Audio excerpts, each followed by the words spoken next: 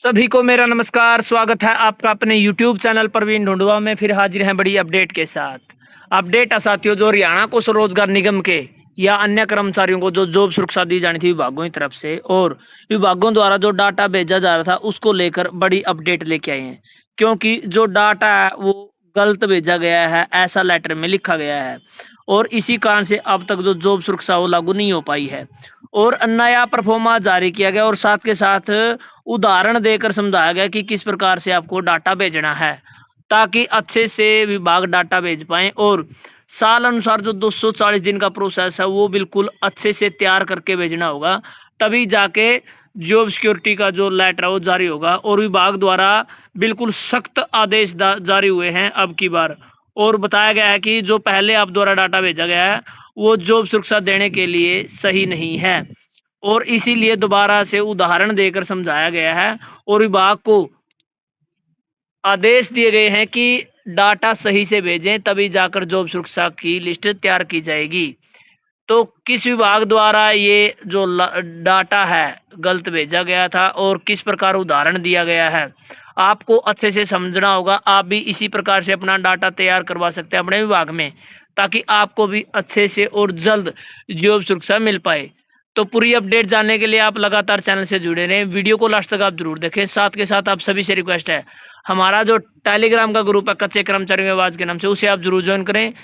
Link आपको इसी video के डिस्क्रिप्शन में मिलेगा। जानकारी आपको सभी प्रकार की हमारे टेलीग्राम ग्रुप से मिलती रहेगी। कोई लेटर है उसकी पीडीएफ, कोई एक्ट, कोई संशोधन होता है, कोई जॉब सुरक्षा लिस्ट जारी होता है, तुरंत प्रभाव से आप वहां पर देख सकते हैं। तो आप जल्द से जल्द ग्रुप को ज्वाइन कर लें। चलिए आपको दिखाते हैं पूरी अपडेट। तो ये हमारा कच्चे कर्मचारियों की आवाज के नाम से टेलीग्राम पर ग्रुप है, जिसमें लगभग 804 कच्चे कर्मचारी जुड़ चुके हैं। और कोई भी नई अपडेट आती है तुरंत प्रभाव से ग्रुप में डाल दी जाती है।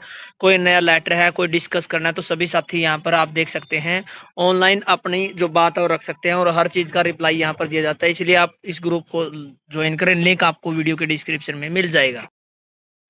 तो जैसा कि आप स्क्रीन पर देख पा रहे हैं, ये लेटर जारी हुआ है डायरेक्टर हायर एजुकेशन हरियाणा शिक्षा सदन सेक्टर 5 पंचकूला की तरफ से, और लिखा गया है द प्रिंसिपल्स एंड डीडीओज ऑफ, यानी सभी प्रिंसिपल और डीडीओज को, पूरे हरियाणा के जितने भी कॉलेज हैं सभी का नाम आप यहाँ पर चेक कर सकते हैं। और डिस्ट्रिक्ट लाइब्रेरी पानीपत आप देख सकते हैं, और एक एक करके आपको बताएंगे तो काफ़ी समय लग जाएगा। तो टोटल 19 डिपार्टमेंट के जो अलग अलग कॉलेज है उनको लिखा गया है।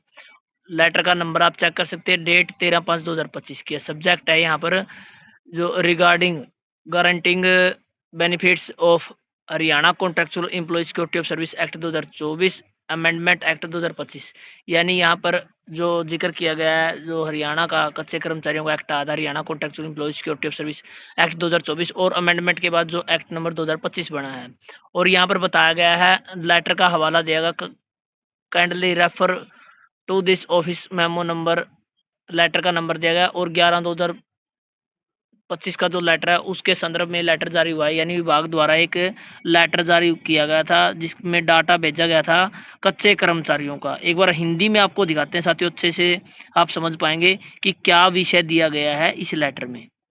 तो इसमें आपने देखा है, कृपया उपरोक्त विषय पर कार्यालय ज्ञापन संख्या 1, कार्यालय का नंबर दिया गया, अवलोकन करने बारे जो लेटर दिया गया, भेजा गया था, डाटा भेजा गया था कच्चे कर्मचारियों का, उसका अवलोकन करने बारे यहाँ पर लिखा है। इस संबंध में यह सूचित किया जाता है कि उपरोक्त विषय पर आपके कार्यालय द्वारा उपलब्ध कराई गई जानकारी सही नहीं पाई गई, इसलिए आपसे पुनः अनुरोध है कि कृपया अपने संबंधित संस्थानों, केवल पुस्तकालय यानी जो लाइब्रेरी के कच्चे कर्मचारी उनके लिए लेटर जारी हुआ है, में कार्यरत अनुबंधित कर्मचारियों की जानकारी जो हरियाणा अनुबंधित कर्मचारी से सुरक्षा एवं सेवा अधिनियम 2024 और हरियाणा अनुबंधित कर्मचारी सेवा एवं सुरक्षा संशोधन 2025 के अंतर्गत आते हैं, अपने संबंधित संस्था में गठित समिति की रिपोर्ट के साथ संलग्न उदाहरण परफॉर्मा के अनुसार ईमेल के माध्यम से डाक द्वारा जल्द से जल्द उपलब्ध कराया जाए। यदि बाद में विषय का विवरण उपलब्ध न कराने के कारण कोई मुकदमा उत्पन्न होता है तो उसके लिए संबंधित प्राचार्य डीडीओ जिम्मेवार होंगे। तो स्ट्रिक्ट ऑर्डर जारी हो, और साथ में संलग्न है उदाहरण परफॉर्मा। तो यहाँ पर बताया गया साथियों, जो लाइब्रेरी कैडर के कच्चे कर्मचारी है सभी कॉलेजों में, उनका जो डाटा भेजा गया था सभी कॉलेजों द्वारा, और उसका लेटर नंबर है 11/2/2025 के अनुसार जो डाटा भेजा जाना था उसके लिए दोबारा से अवलोकन करने बारे लिखा है कि जो डाटा भेजा गया वो बिल्कुल सही नहीं है, जानकारी सही नहीं दी गई है, इसलिए दोबारा से यहाँ पर ऑर्डर जारी हुए हैं। दोनों एक्ट के अनुसार यानी जो एक्ट 2024 का था और अमेंडमेंट एक्ट 2025 है उसके अंतर्गत जितने भी कच्चे कर्मचारी उसमें कवर होते हैं उन सभी का डाटा भेजने बारे लिखा गया है। और यहाँ पर बिल्कुल एक परफॉर्मा दिया गया है जो कि उदाहरण सहित समझाया गया और ये डाटा मेल के माध्यम से और डाक के माध्यम से जल्द उपलब्ध करवा देना। यदि बाद में इस डाटा से संबंधित कोई मुकदमा होता है या कोई केस होता है तो उसके लिए संबंधित प्राचार्य या प्रिंसिपल और डीडीओ जिम्मेवार होंगे। बिल्कुल सख्त ऑर्डर जारी कर दिए गए हैं। अब आपको दिखाते साथियों परफॉर्मा जो कि भेजा गया है जिसके अनुसार डाटा भेजा जाना है उदाहरण सहित। तो जैसा कि आप स्क्रीन पर देख पा रहे हैं ये है एग्जाम्पल परफॉर्मा। यहाँ पर बताया गया एन एम्प्लॉयज जिसका नाम एक्स रखा गया joined Intel as junior librarian on contract base on 12/8/2018। यानी यहाँ पर उदाहरण दिया गया कि कोई कर्मचारी है जिसका नाम एक्स है और एम्प्लॉयज द्वारा ज्वाइन किया गया है जूनियर लाइब्रेरियन के पद पर कॉन्ट्रैक्ट बेस पर और डेट दी गई है जो ज्वाइनिंग डेट है 12/8/2018। आप परफॉर्मा अनुसार कैसी डिटेल भेजनी है सर? पहले पॉइंट में सीरियल नंबर, उसके बाद फैमिली आईडी, उसके बाद HKN ID number, name of employees, father oblique husband name, date of birth, उसके बाद करंट डेजिग्नेशन क्या है, working under part 1 part 2 part या एचकेआर यानी कर्मचारी द्वारा जो विभाग में ज्वाइनिंग है क्या वो पार्ट 1 से लगा पार्ट 2 से या हरियाणा कौशल रोजगार निगम से। उसके बाद इंटर डेट ऑफ ज्वाइनिंग यानी डेट ऑफ ज्वाइनिंग क्या है विभाग में। Year wise detail of experience यानी यहाँ पर ईयर वाइज डिटेल देनी है एक्सपीरियंस की। Number of days for which numeration received यानी कितने दिन कर्मचारी द्वारा अपना जो उस विभाग से नम्बरेशन लिया गया यानी पे ली गया। Detail of gap period if any कितना गैप पीरियड रहा है किसी भी कारण से वो भी दिया जाना है।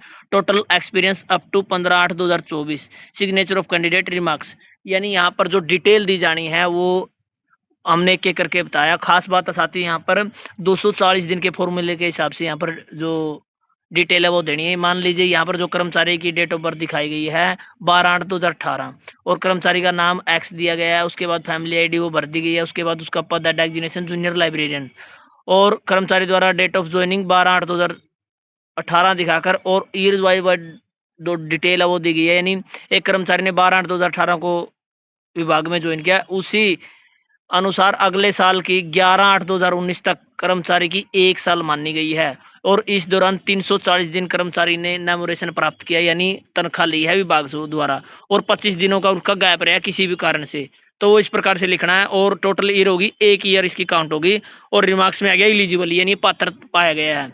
उसी प्रकार से दूसरी ईयर है 12/8/2019 से लेकर 11/8/2020 तक 300 दिन काम किया 66 दिन यहाँ पर गैप रहा तो 2 ईयर कंप्लीट हो गए और एलिजिबल यहाँ पर कर्मचारी पाया गया।